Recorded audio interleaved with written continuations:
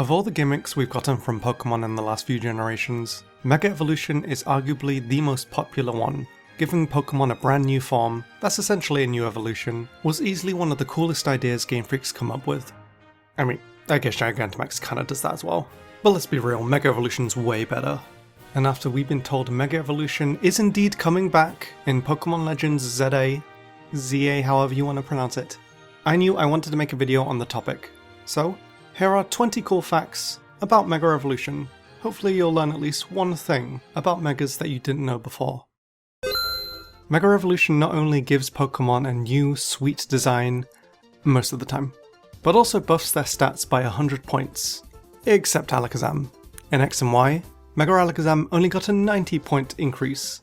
This is likely due to Alakazam getting 10 extra points of special defense added in X and Y from Black and White. So they may have forgot to add the extra 10 points to the Mega stats as well. It wasn't until Generation 7 when Alakazam got its extra 10 points of special defense to even things out, so didn't have to wait too long, I guess. Mega Rayquaza at one point was considered so disgustingly broken that Smogon created the Anything Goes tier, the tier above Ubers. This is mainly due to Rayquaza not needing a Mega Stone to Mega Evolve, allowing it to hold items, like a Choice Band or a Life Orb, to one-shot opponents easily. However, Rayquaza is technically not the only Pokemon capable of Mega Evolution without a Mega Stone.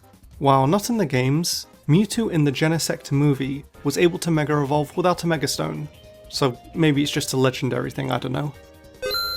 On top of some extra stats, Mega Evolution can also give a Pokemon a brand new typing. Charizard finally becomes a Dragon type, Altaria becomes a Fairy type, but this is the complete opposite in the case of Aggron, being the only Pokemon that loses a typing upon Mega Evolving. For its own good, honestly, Steel Rock is a pretty bad defensive typing compared to just a plain Steel type. Still kinda feels like the game is taking something away from it. Even though the Mega forms of Latios and Latias were introduced in Omega Ruby and Alpha Sapphire, their forms and Mega Stones were actually programmed into X and Y, and because of this, it's possible to have these Megas in X and Y via trading from ORAS, or obviously hacking. It's one of the few cases where you can get a Pokemon in a Pokemon game that technically shouldn't exist. While Rayquaza doesn't need a Mega Stone to Mega Evolve in the main series games, it actually does need something else, this time being in Pokemon Shuffle. Rayquaza can only Mega Evolve in those games with a Meteorite, which I guess acts as the Mega Stone for Rayquaza. It's explained in Omega Ruby and Alpha Sapphire that Rayquaza doesn't need a Mega Stone due to its Makaido organ that works as a Mega Stone when it consumes enough meteorites. So I guess that explains Rayquaza's obsession with space. As busted as Mega Rayquaza is on paper, Game Freak have tried not to make it too ridiculous. For example, in Generation 7, Rayquaza can't Mega Evolve if it's holding a Z Crystal, which, honestly, probably for the best. You do not want to get hit by a Z move from Mega Rayquaza, let's be real. Speaking of Z moves, none of the Pokemon that can Mega Evolve have an exclusive Z move, one of the very few times that you won't see Charizard get special treatment. The logos for the main series Pokemon games can be very telling sometimes, specifically in the Japanese logos. If you look very carefully, each Japanese logo teases the gimmick of the game, with the Mega Evolution symbol being in the X and Y titles. Kinda wish the English titles did this as well. With Mega Evolutions adding types to Pokemon, it's also the reason for some unique type combos. Mega Altaria, for example, is still the only Dragon Fairy type that we've seen in Pokemon so far. Mega Sceptile at the time was also given the unique typing of Grass Dragon, until our long neck friend was introduced. Garchomp is probably the only Pokemon that gets arguably worse when it Mega Evolves. While it does get the massive stat increase of 100 points, it also loses 10 points in speed. That doesn't seem too bad at first, apart from the fact that speed is pretty important when it comes to Pokemon battles. So much so that people would much rather opt for using a regular Garchomp holding a different item than its own Mega Stone, just so they can keep their 102 stats and speed. When you're sacrificing 100 total points in your stats just to be that little bit faster, that's how you know your new evolution is not very good. Garchomp isn't even the only Pokemon that loses some stats upon Mega Evolving, but in the case of, for example, Beedrill, The points it loses are in stats that it doesn't even use. So of all the Mega Pokemon, Garchomp really got the short end of the stick. Along with new stats and a new design, some Pokemon also get a new ability. A lot of the time, their new ability is the reason why the Pokemon are so strong. Pokemon like Mega Lucario and Mega Mawile became insanely powerful, mainly because of their new abilities. And currently there are only 2 exclusive Mega Evolution abilities. One of them is Parental Bond on Mega Kangaskhan. This ability was so strong, it made Mega Kangaskhan one of the most used Pokemon in Generation 6. And the other ability is Mega Rayquaza's Delta Stream, which not only neutralizes weather, but also takes away Rayquaza's flying weakness. Even more reason why Mega Rayquaza was such a pain to deal with. Roaring Moon has a pretty intriguing Violet Dex entry. It states that according to an article in a dubious magazine, this Pokemon has some connection to a phenomenon that occurs in a certain region, that phenomenon, of course, being Mega Evolution. Not too surprising, given how similar some of the design features of Roaring Moon and Mega Salamence have with each other. Speaking of Dex entries, Mega Evolutions didn't have their own Dex entries until the 7th generation, and even then, not all Pokemon had Dex entries in the Alola games, including a lot of Pokemon that could Mega, but some Pokemon did, and a lot of the Mega Evolution Dex entries that we got are pretty dark. Here are some examples. Mega Aerodactyl and Mega Sharpedo's Dex entries talk about how much Mega Evolving hurts them and causes them pain.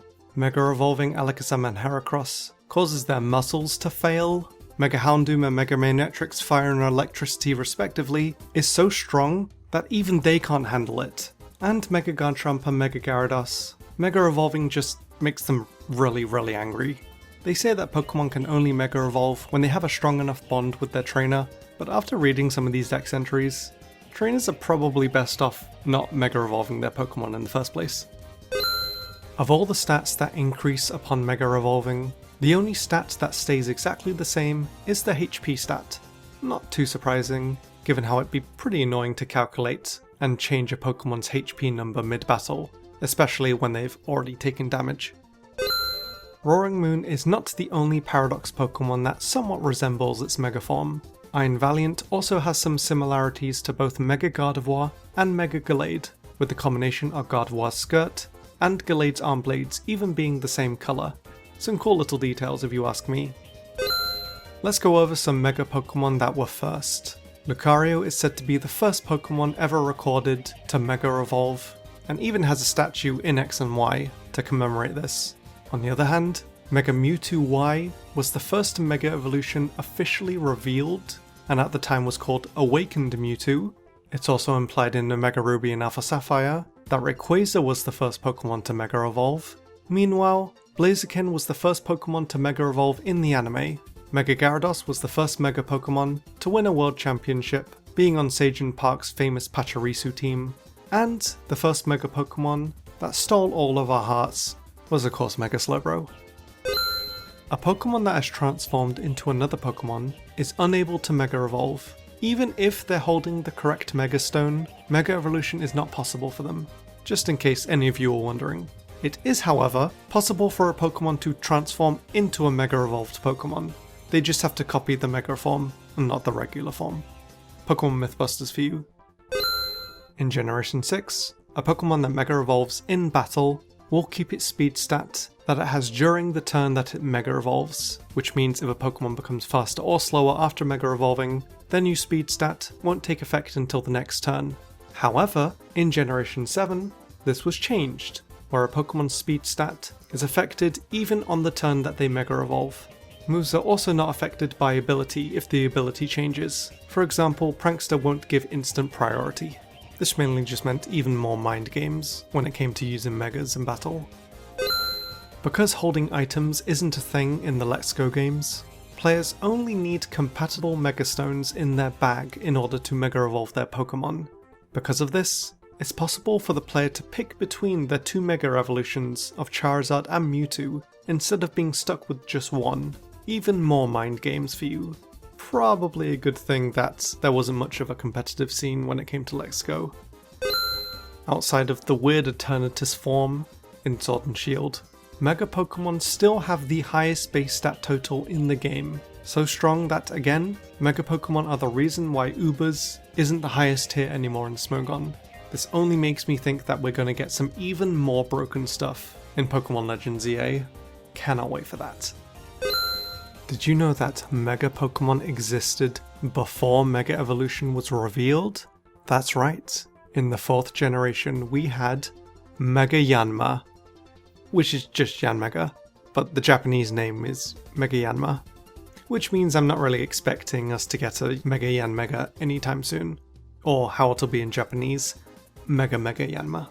And before we end, here's a bonus fact for you. With the announcement of Mega Evolution coming back in Pokemon Legends EA, there is a 99.9% chance that this confirms one Pokemon getting a Mega Evolution in this game, that being Flygon. There is absolutely no way that Game Freak tried to give Flygon a Mega Evolution for X and Y, but couldn't think of anything. Well, it's been 11 years. There's no excuse now. Mega Flygon is coming, guys. I can feel it. And those are 20 facts about Mega Evolution. Hopefully you guys found interesting, even if you already knew about them. Let me know which Pokemon you want to get Mega Evolution in the comments in Pokemon Legends EA, apart from Flygon, because we know it's going to happen. And if you did enjoy, please do leave a like, as it does help the video out. Subscribe for more Pokemon videos in the future, and until next time, thank you so much for watching.